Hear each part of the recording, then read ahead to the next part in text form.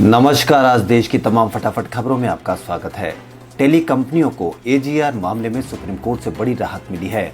Supreme court ने AGR का बकाया चुकाने के लिए टेलीकॉम कंपनियों को 10 साल का वक्त दिया है। इस फैसले से भारतीय एयरटेल, वोडाफोन जैसी कंपनियों को बड़ी राहत मिलेगी। वोडाफोन ने कहा था कि अगर उसे राहत नहीं दी गई है तो भारत में अपना कारोबार समेटना पड़ सकता है। कोरोना संकट काल में बैंक लोन की ईएमआई चुकाने के लिए रिजर्व बैंक की ओर से दी गई लोन मॉरेटोरियम की राहत 31 अगस्त को खत्म हो गई, लेकिन अब इसे दिसंबर तक और बढ़ाने को लेकर बहस हो रही है। आज सुप्रीम कोर्ट में इसे लेकर सुनवाई भी हुई। सुनवाई में सॉलिसिटर जनरल तुषार मेहता ने कहा कि लोन मॉरेटोरियम की अवधि 2 साल तक बढ़ाई जा सकती है। इस अवधि में ब्याज के मुद्दे पर केंद्र सरकार और रिजर्व बैंक बात करेंगे, जिसके लिए कुछ समय दिया जाए। भारत के पूर्व राष्ट्रपति प्रणब मुखर्जी का 84 साल की उम्र में सोमवार को शाम निधन हो गया। मंगलवार को उनका राजकीय सम्मान से अंतिम संस्कार कर दिया गया। उन्हें सैन्य विदाई दी गई। पूर्व राष्ट्रपति की इसी महीने ब्रेन सर्जरी हुई थी। वहीं वो कोरोना वायरस से भी पीड़ित थे। उनके निधन के बाद केंद्र सरकार और कई राज्य सरकारों ने 7 दिनों के आधिकारिक शोक दिवस की घोषणा भी की है। लद्दाख में 29 और 30 अगस्त की आधी रात को सेना ने चीन की साजिशों को नाकाम कर दिया। भारतीय सेना ने पेंगोंग झील के दक्षिण हिस्से में मौजूद एक अहम चोटी पर कब्जा कर लिया। ये चोटी रणनीतिक रूप से काफी अहम मानी जाती है। यहाँ से चीनी सैनिक कुछ मीटर की दूरी पर ही हैं। पेंगोंग झील के दक्षिण हिस्से में स्थित इस चोटी पर चीन कब्जा करना चाहता था, क्योंकि वह रणनीतिक लिहाज से काफी अहम मानी जाती है। कांग्रेस के पूर्व अध्यक्ष और वायनाड से सांसद राहुल गांधी ने एक बार फिर मोदी सरकार पर छात्रों के भविष्य के साथ खिलवाड़ करने का आरोप लगाया। राहुल गांधी सोशल मीडिया पर खासा एक्टिव रहते हैं और वह लगभग हर रोज देश के मुद्दों के प्लेटफॉर्म के जरिए उठाते हैं। राहुल ने कुछ देर पहले ट्वीट किया कि मोदी सरकार भारत के भविष्य को खतरे में डाल रही है। वह परीक्षार्थियों की मांगों की अनदेखी कर रही है। उन्होंने केंद्र से मांग की कि सरकार नौकरियां दे, खाली नारेबाजी न करे।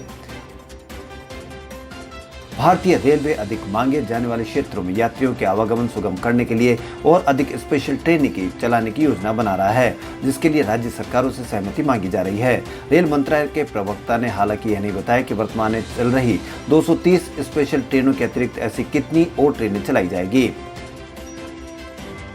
राष्ट्रीय राजधानी दिल्ली में एक बार फिर कोरोना वायरस के मामले रफ्तार पकड़ने लगे हैं। इसी बीच मंगलवार से राजधानी में सीरो सर्वे का तीसरा चरण शुरू हो रहा है। दिल्ली के स्वास्थ्य मंत्री सत्येंद्र जैन ने मंगलवार को कहा कि सोमवार शाम तक दिल्ली में कोरोना के 1358 केस आए थे और 1507 लोग रिकवर हुए थे। इस दौरान 18 लोगों की मौत हुई है और अभी तक कोरोना का कुल आंकड़ा 1,74,748 पर पहुंच गया है।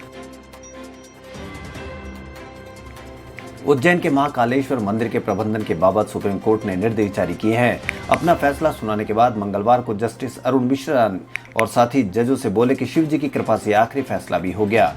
कोर्ट ने महाकालेश्वर ज्योतिर्लिंग की सुरक्षा को लेकर दिशा निर्देश जारी किए हैं। हाल ही में जस्टिस मिश्रा ने अपने विदाई समारोह में शामिल करने से इनकार कर दिया था। इस फैसले की वजह से कोरोना महामारी को माना जा रहा है। इलाहाबाद हाईकोर्ट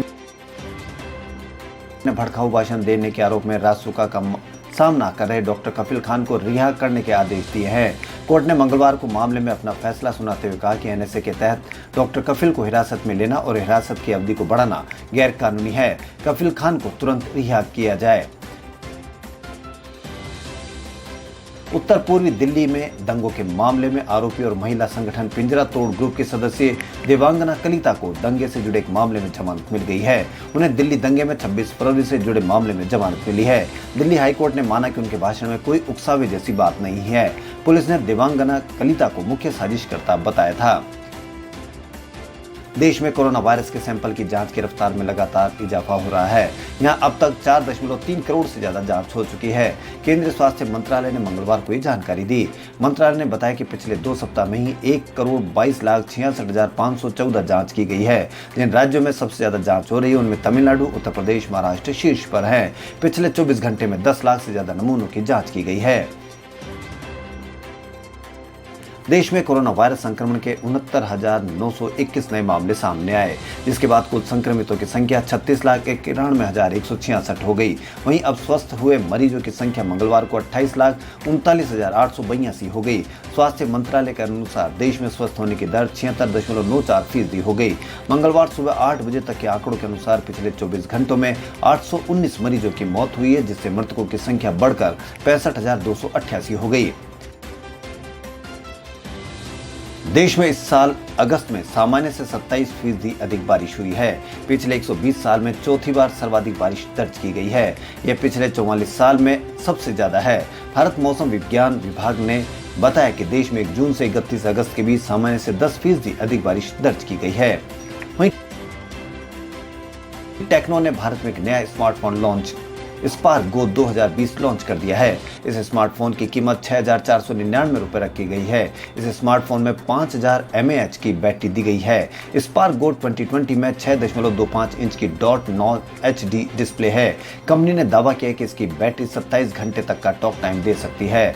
इस स्मार्टफोन में डुअल रियर कैमरा दिया गया है। प्राइमरी लेंस 13 मेगापिक्सल का है। सेल्फी के लिए इस डिवाइस में 8 मेगापिक्सल का फ्रंट कैमरा दिया गया है। खबरों फिलहाल इतना ही। यदि आपको हमारा चैनल पसंद आए तो लाइक, सब्सक्राइब और शेयर अवश्य करें। धन्यवाद।